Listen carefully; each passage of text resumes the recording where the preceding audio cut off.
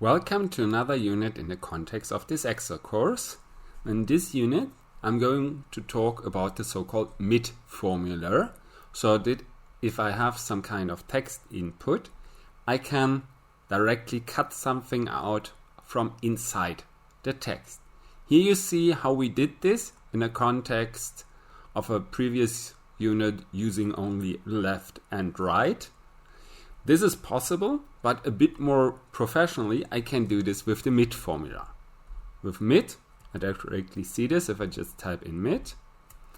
I again have text inputs, and then I have to tell him at which entry he should start. So here, he should start at entry 3, and then how many letters he actually should extract. So here, only those 2 letters, and that's all there is.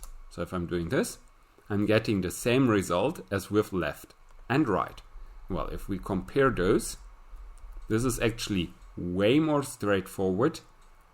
It's much easier to, well, keep your bearing when you do this, so you actually know what will happen. And it's even a lot shorter because it's only 1 function instead of 2. So as the structure is the same in the second one, I can simply use Autofill to get this for the second one as well. So this works relatively straightforward. So nothing really to be done here except for just use this instead of a left-right combination. Well, that's then already all there is to this MID formula. I just use this to cut out something from the middle of a text input with the additional warning.